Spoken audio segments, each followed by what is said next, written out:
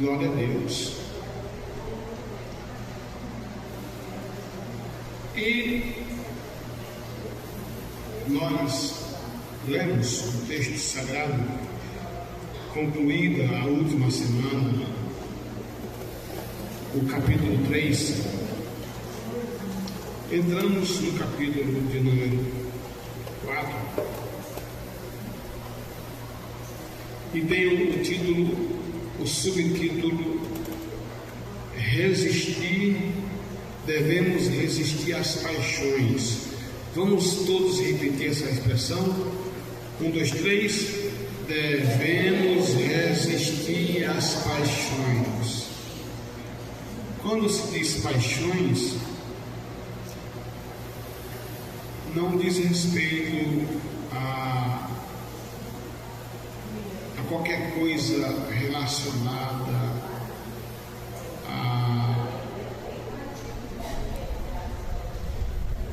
além disso, aliás, a qualquer coisa de conjunção entre aquilo que diz respeito à carne, mas a tudo aquilo que diz respeito ao mundo de um modo geral. Tanto que Paulo, o apóstolo aos gentios, ele declara algo muito especial: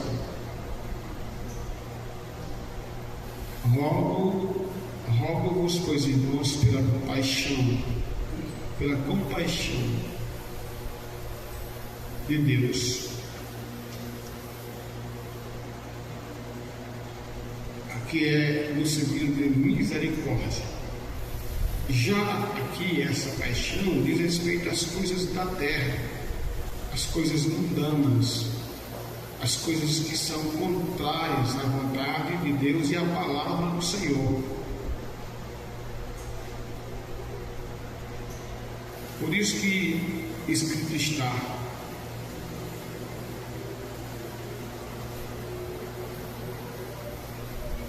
de onde vêm as guerras e pelejas entre vós? Porventura não vem disso, a saber, dos vossos deleites, que nos vossos membros guerreiam?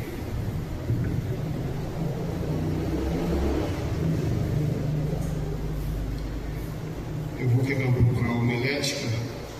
A homilética ensina a gente a pregar com um pedestal, mas eu gosto mais que eu controlo melhor a minha voz. Então vamos entender isso aqui, irmãos. Primeiro vem uma pergunta: de onde vêm as guerras e as pelejas entre vós? Em outras palavras, entre nós. De onde vem? Porventura não vem disto, a saber, dos vossos deleites, que nos vossos membros guerreiam? Então, ele pergunta e ele mesmo responde: de onde vem? De onde vem? As guerras, as contendas, as porfias, as rivalidades, a junção de grupinhos,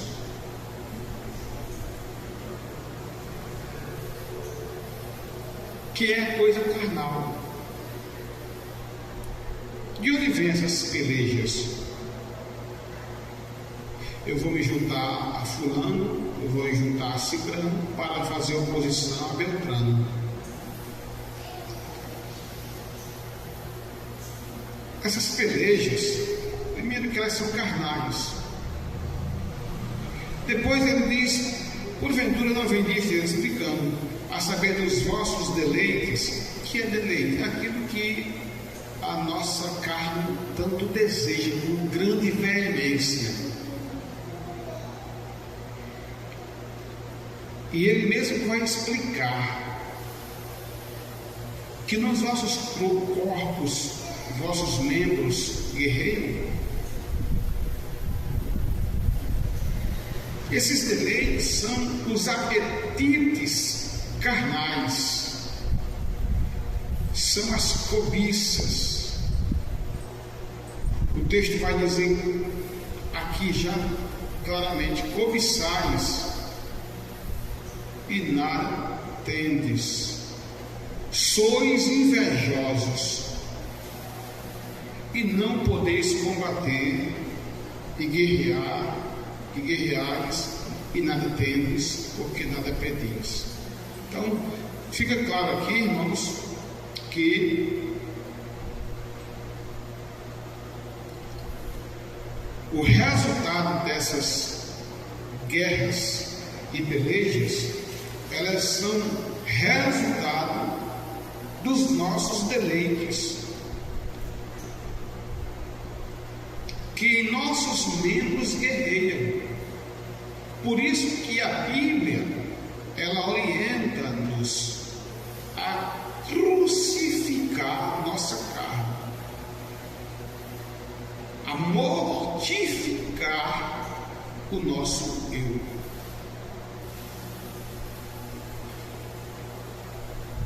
A mortificar a velha natureza humana, o velho Adão. Mas pastor, ele não já morreu quando nós fomos batizados? Não. Ele está adormecido. E se a gente não orar, não jejuar, não ler as Escrituras, não nos alimentar espiritualmente, a gente pode entrar de vez nesse abismo sem fim. Muita gente às vezes pergunta, e até mesmo é motivo de discussões entre os próprios crentes. E não é só aqui não, eu falo de um modo geral. Por que não está acontecendo o batismo? Por que Jesus não está salvando como deveria salvar? Mas eu estou orando, eu estou jejuando e nada acontece. Logo quando eu cheguei aqui, me recordo que eu fui abordado por um irmão. O irmão disse: pastor, a gente precisa fazer isso, isso e isso. E eu olhei para ele e disse: irmãos, antes da gente fazer isso, isso e isso, a gente precisa resolver isso, isso e isso, para a gente ter moral para fazermos isso, isso e isso. Porque, irmãos, tem determinadas coisas na comunidade cristã que vão atrapalhar qualquer outra atividade da igreja. E a gente toca agora na questão do nosso testemunho. Porque, como eu falei no outro, acho que foi no culto de Santa Ceia, a Santa Ceia do mês atrasado, nós temos uma nuvem de testemunho que nos rodeia. E aí, claro que são, a Bíblia diz nuvens, no plural. Então, até pessoas que são crentes e pessoas que não são crentes, elas ficam nos olhando, elas ficam nos observando. Então, antes da gente avançar, vamos pegar um exemplo claro. Me escute, por favor. Vamos pegar um exemplo bem claro.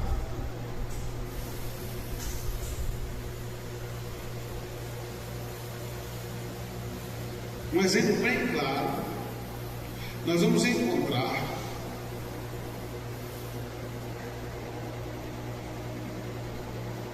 acerca desse assunto. E agora deu um lapso na minha memória. Deixa eu ver aqui onde é que estava. Depois eu volto. Deu um lapso aqui. Já ia falar. Depois, quando lembrar, eu falo. Mas nos vossos corpos guerreiro, vossos membros guerreiro. Lembrei que eu estava indo falar. Vamos lá. Antes da gente avançar, da igreja avançar, tem que resolver determinadas coisas. Por exemplo, eu quero falar isso. Na ocasião, no momento em que acontece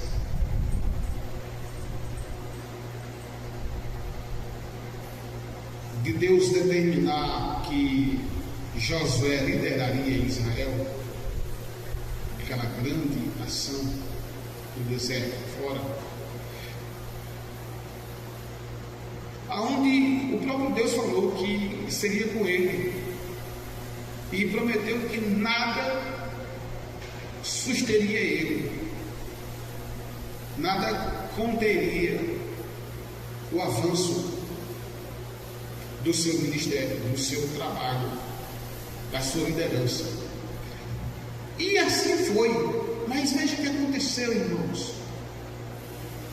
A Bíblia diz que depois que eles venceram uma grande batalha, venceram um grande povo, uma grande numeração de inimigos, eles foram atrás, foram vencer a próxima cidade, a cidade de Ai, que era minúscula, pequenininha,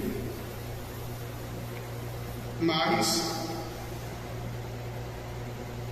para azar deles, eles não estavam preparados. Eles foram vergonhosamente derrotados. Quando Josué sabe, Josué estava tão confiante que ele nem foi para a guerra.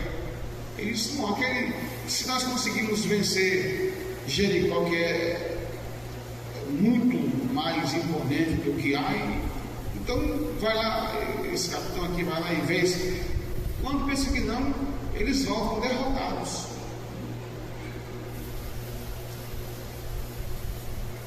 E aí ele vai procurar saber o motivo, a razão por que aconteceu aquela derrota.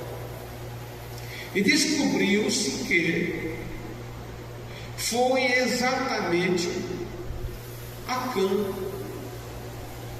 ou Cã, que estava em pecado. E por causa de um só, ele que havia subtraído uma capa babilônica, objetos amaldiçoados, e que era proibido, não podia fazer aquilo, foi o estopim, o motivo, a causa para Israel ser derrotado. Em outras palavras, não podemos avançar sem antes tirarmos o peso do pecado,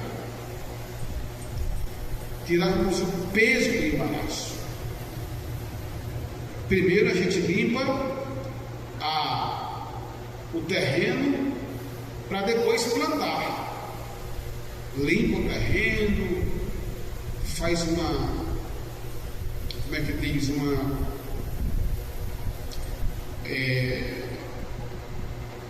prepara o terreno, arada o terreno, depois semeia o terreno, para depois ter resultados abundantes.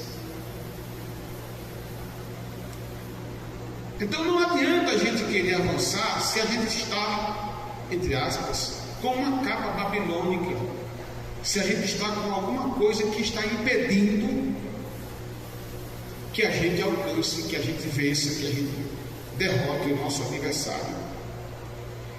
E o escritor ele está denunciando que as guerras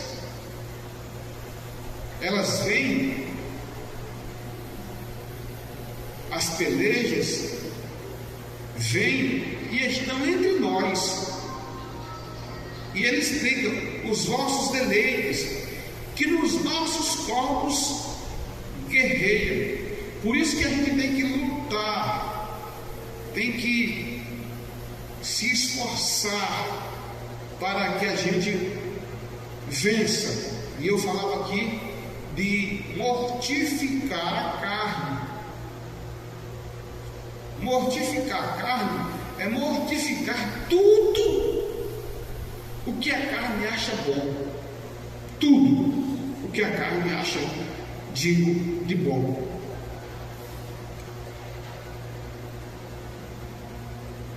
Aí o texto diz assim: rogo-vos, pois, irmãos, pela compaixão de Deus, que apresenteis os vossos corpos em sacrifício vivo, santo e agradável a Deus, que é o vosso culto racional. Romanos 12, verso 1. Então, esse apresentar de corpo está se falando de consagrar o corpo, mortificar o corpo, a carne. Porque a carne, ela é terrível.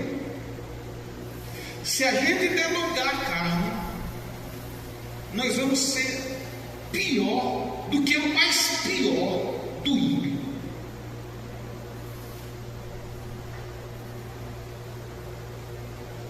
Especialistas na área dizem que a carne humana, quando putreficada ou em estado de decomposição, a fedentina dela é maior que qualquer outro tipo de carne que se decompõe.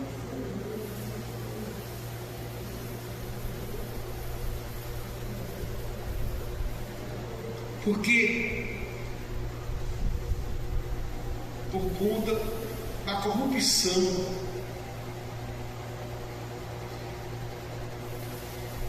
aí ele diz: mas se cobiçais e nada tendes, sois invejosos, combateis e guerreais e nada tendes, porque nada pedes.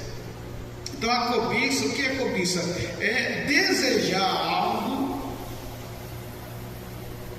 que não é conveniente.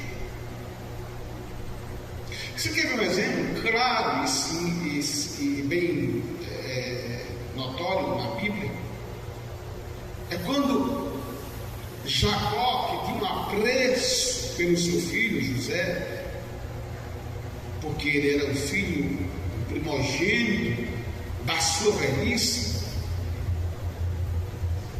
ele era primogênito porque nascido de Raquel. Então observem, irmãos, que esse Jacó, ele faz uma túnica colorida e dá a José. Aquela túnica, ela era unicamente, especificamente preparada sob medida para José. Os irmãos invejaram aquela túnica, tiveram inveja de José por causa da túnica. Então, mataram José por causa da túnica. Nós temos que ter cuidado para a gente não querer aquilo que não é nosso. Porque o que não é nosso, não é nosso.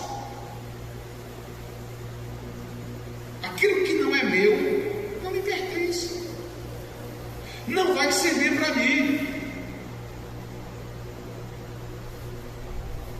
E se eu insistir em querer, vai servir de maldição, como aconteceu com Acã.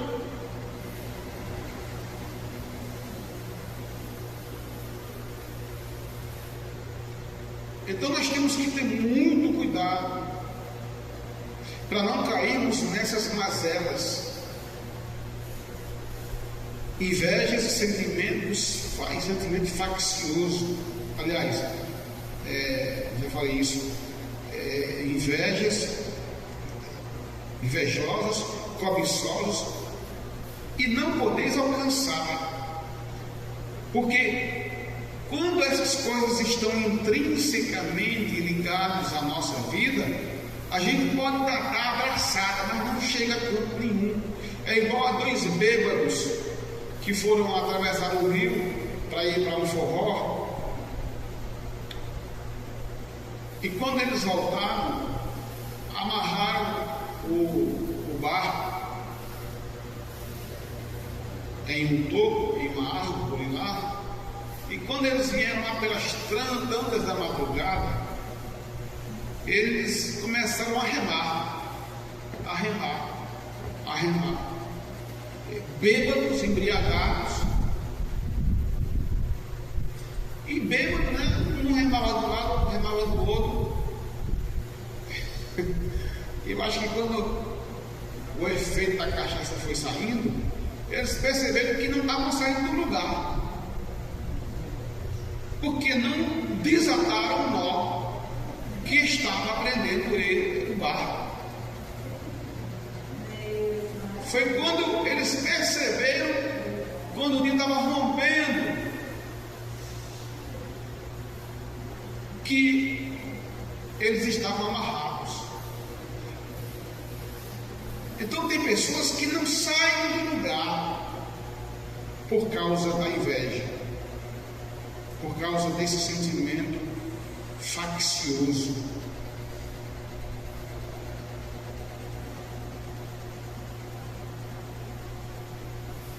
No capítulo 3, versículo 14, nós estudamos na semana passada, o versículo 14 diz: mas se tendes amarga inveja e sentimento faccioso em vosso coração, não vos glorieis, nem mentais contra a verdade.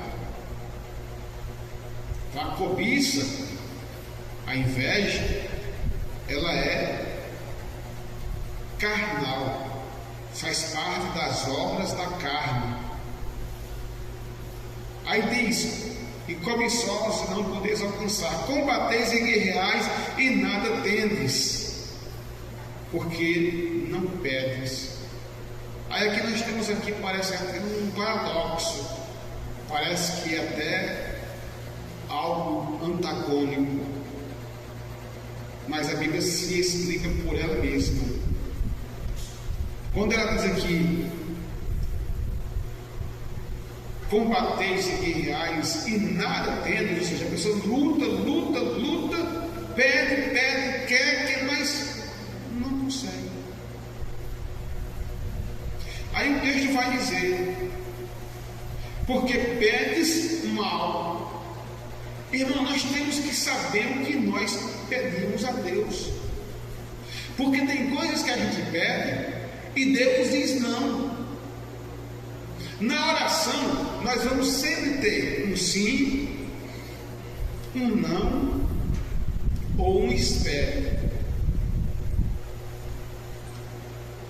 Se você recebeu um não, contente-se com o não de Deus.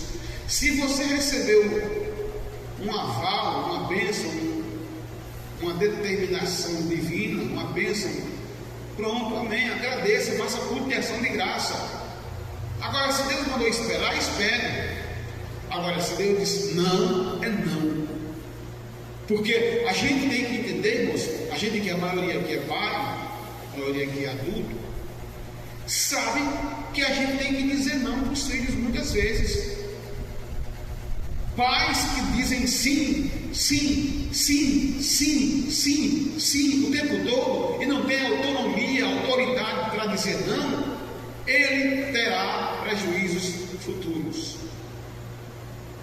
Porque o nosso Deus diz não. Muitas vezes a gente, até quando teve um tema aqui que eu falei, trouxe um estudo sobre os 10 nãos de Deus, e depois ampliei com mais 12, então foram 22 nãos de Deus. Deus tem não para nós. E quando Deus diz não, é não, porque esse não de Deus tem sabedoria nele, que é para nos salvar. Mas às vezes a gente, pela a nossa cobiça, a nossa vaidade, a gente insiste naquilo. E aí eu ouvi alguém contar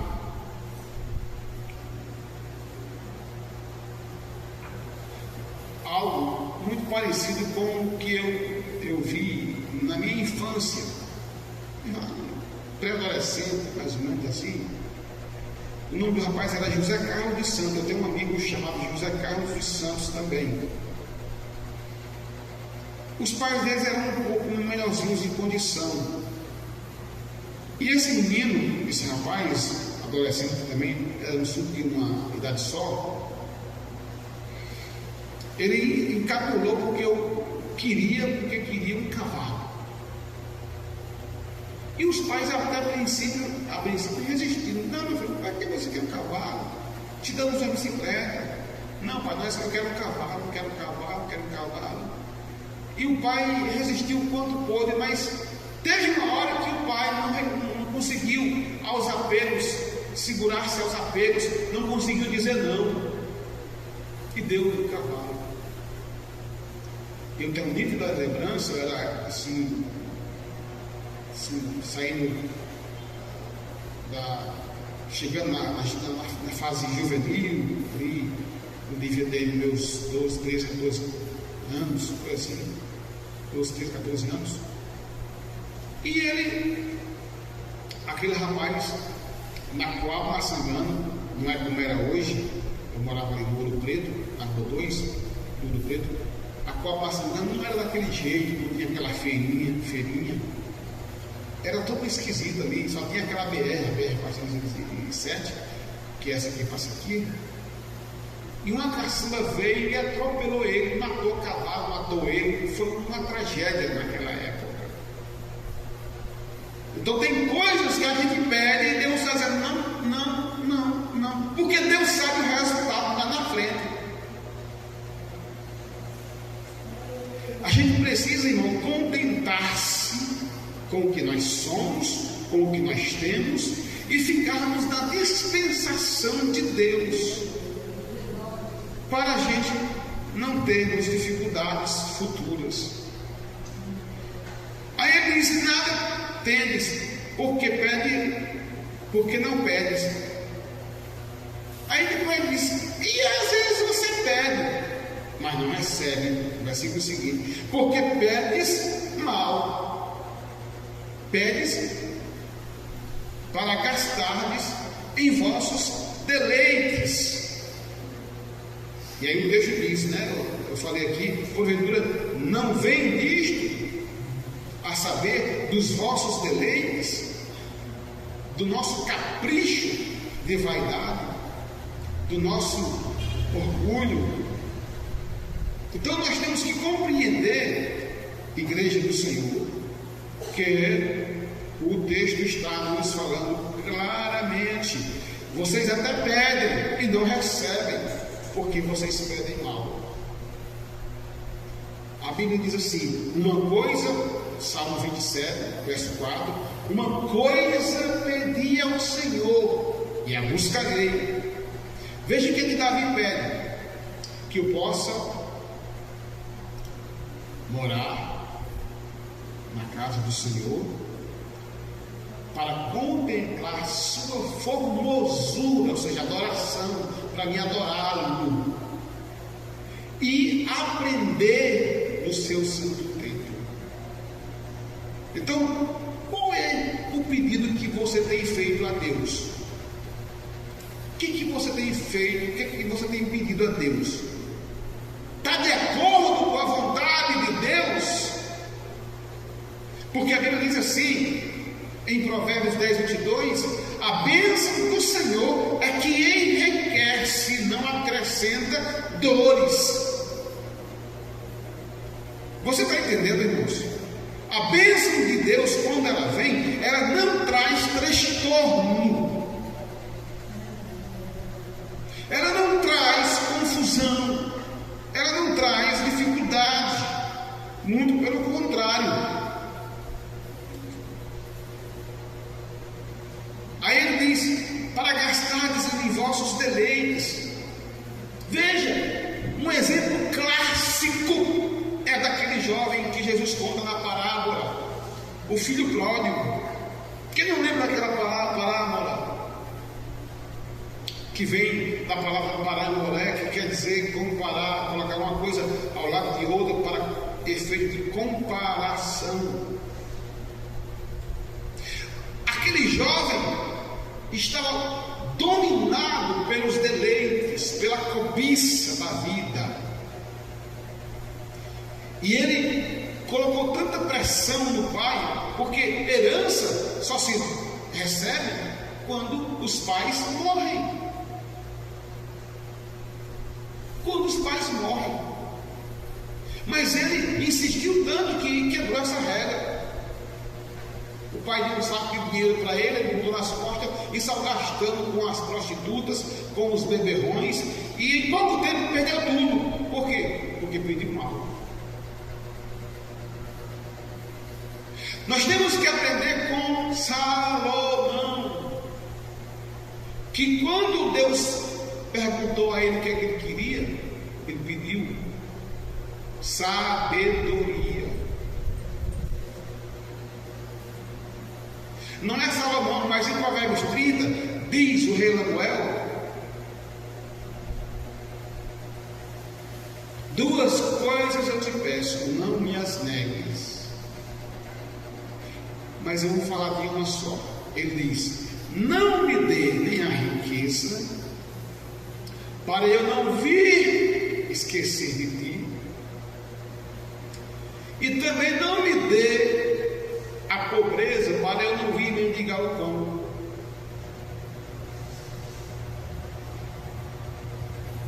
É um bom pedido, é um pedido com sabedoria. Irmãos, o coração do homem, ele é muito fácil de se corromper, muito fácil. Se ele não tiver com o coração fincado em Deus, ele vai desvanecer qualquer hora dessa. O coração não vai resistir às tentações. Se ele recebe algo, a soberba pode vir, a altivez pode subir a cabeça. Aí Deus, que conhece todas as coisas, vai trabalhando a nossa vida para chegarmos naquele momento e recebermos a vitória. Aqui tem irmãos, tem irmãs que estão desejando bênçãos. Deus vai te abençoar. Deus vai te abençoar. Pode ter certeza, pode descansar em Deus, mas tenha isso em mente: será no tempo de Deus, será no tempo de Diácono Alexandre, em que eu vou estar preparado para receber essa bênção. Quando Deus consagrou Davi por meio do profeta e também sacerdote Samuel, demorou um bocado de tempo para Davi receber a bênção. Primeiro que ele não tinha idade para ser rei. Mas quando Davi assumiu o trono, ele já era experimentado. Ele já era um homem que tinha uma determinada experiência e governou com muitas graças, com muito sucesso, unificando o Estado de Israel. E até hoje ele é lembrado como um grande herói, apesar daquela fraqueza que ele teve, mas Deus, ele é bom, ele é perdoador. Então, primeiro, Deus preparou. Deus tinha um negócio também com José, mas antes preparou José. Permitiu ele ser jogado, ser odiado pelos seus familiares, permitiu ele ser vendido, antes jogado em um buraco, depois vendido, depois assediado pela mulher de Potifar, depois lançado na prisão, para só então ele vir se tornar governador. Deixa eu te dizer, espere o tempo de Deus, porque vai dar tudo certo, no nome de Jesus Cristo. E o tempo de Deus é uma coisa maravilhosa, irmãos, é uma coisa linda. Uma mulher, ela de repente detecta, percebe que está gestante, e aí se conta 9 meses certinho, e 9 meses certinho ela vai ter aquela criança, porque Deus tem um tempo determinado para todas as coisas, inclusive para te entregar a grande vitória. Agora precisa tu entender uma coisa: perseverar, insistir, não desanimar, não retroceder, não olhar atrás, não se deixar levar pela velha natureza, porque Paulo mesmo diz em Coríntios 5,17: as coisas velhas, se alguém está em Cristo, nova criatura é, as coisas velhas se passaram e eis que tudo se fez novo.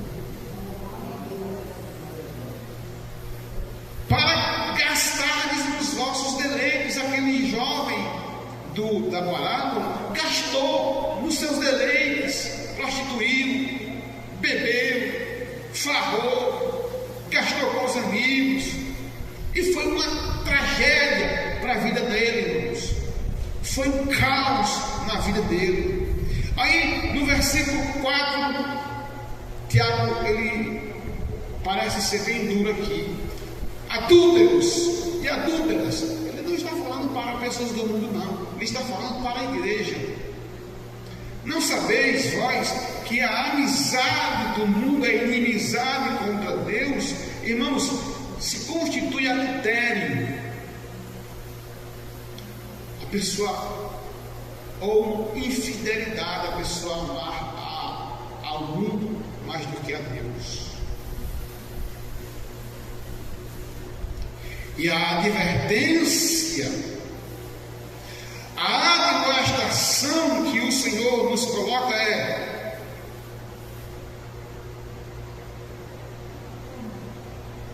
não sabeis vós que a amizade do mundo é inimizade contra Deus? Portanto, qualquer que quiser ser amigo do mundo se constitui inimigo de Deus. É o que eu falei.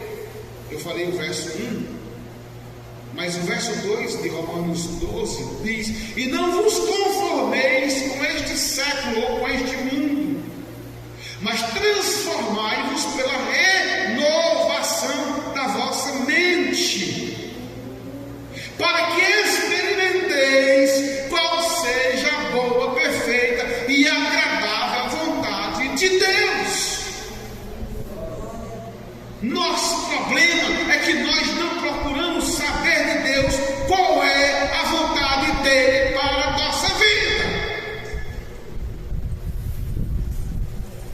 Nos acostumamos com a zona de conforto.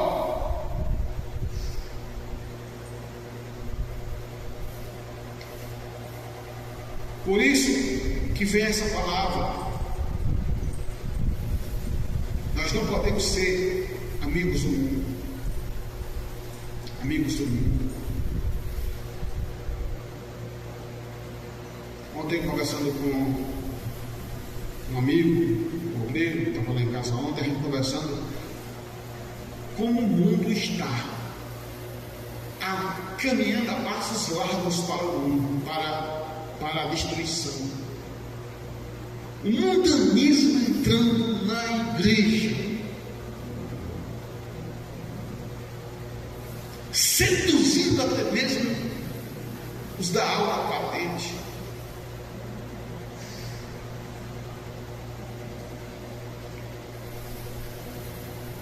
O mundo, irmãos, é inimigo de Deus, e quem se associa ao mundo se torna inimigo de Deus. E não é bom ter Deus como inimigo, não. É bom ser como Davi, amigo de Deus. Davi entendeu tanto isso que preferia cair nas mãos dos homens, de Deus, do que dos homens, porque sabe que nas mãos de Deus tem misericórdia, mas na mão dos homens não tem misericórdia. O verso 5 diz: ou cuidais vós, que em vão diz a Escritura, o Espírito que em nós habita tem ciúmes. Isso aqui é muito interessante saber. O Espírito Santo, ele é um Espírito zeloso. O Espírito que em nós habita tem ciúmes. Cuidado, não é o ciúme doentio. Eu quero abrir um parênteses para explicar o que é ciúme.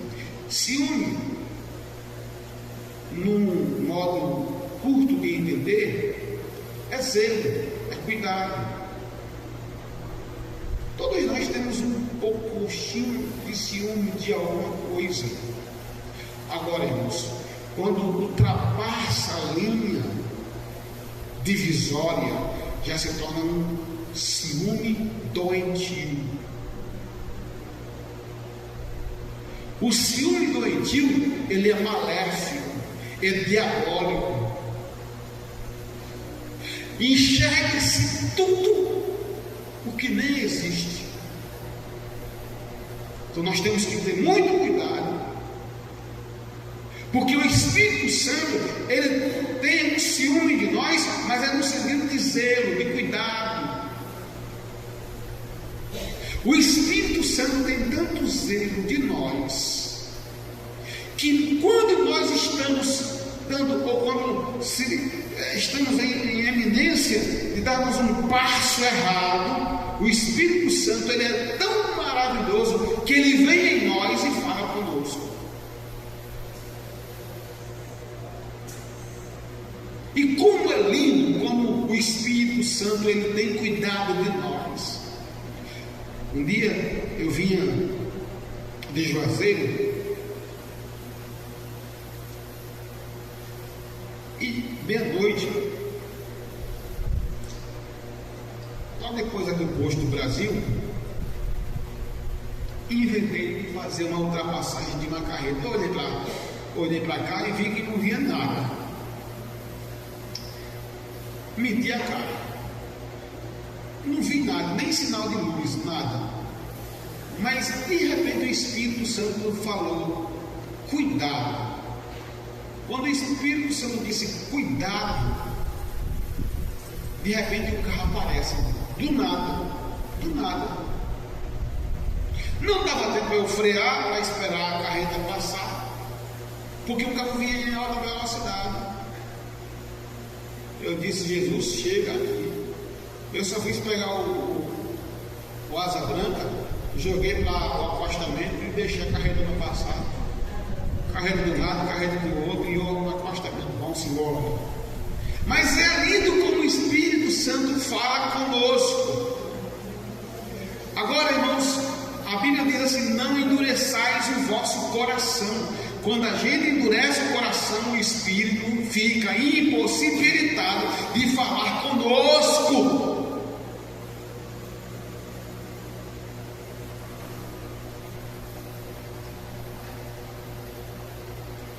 Concluindo essa parte, porque o tempo já se esvaiu, depois que ele fala desse ciúme do Espírito que habita em nós, desse zelo, desse cuidado, dessa atenção que o Espírito coloca em nós, põe em nós, ele diz o seguinte: antes dar maior graça, Portanto, diz: Deus resiste aos soberbos, porém dá graça aos humildes. Isso é maravilhoso.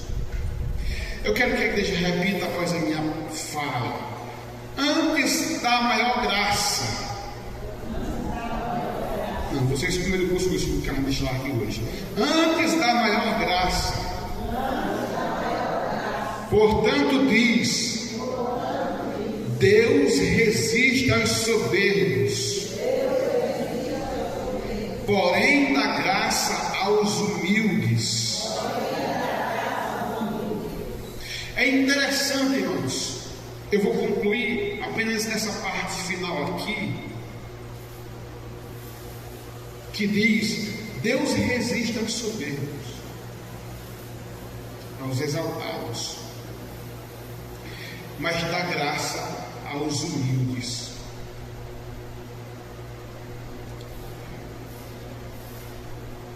Deus tem uma mão que abate, e Ele tem outra mão que exalta.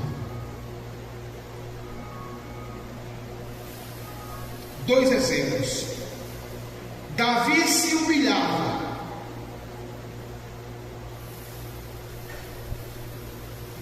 Saul se exaltava. Com a mão Deus abateu Saul, e com a outra Deus exaltou Davi. Porque Deus resiste ao soberbo, mas dá graça ao humilde.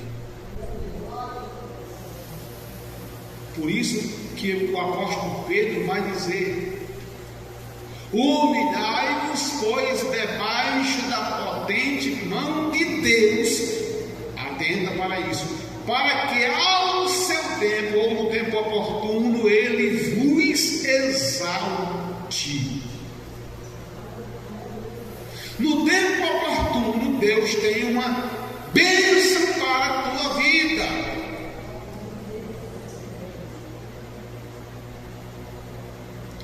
Porém, dá graça aos humildes. Deus é fiel, irmãos. Se a gente permanecer fiel, Deus continuará fiel, porque Ele não pode negar a si mesmo. Glória ao nome de nosso Salvador.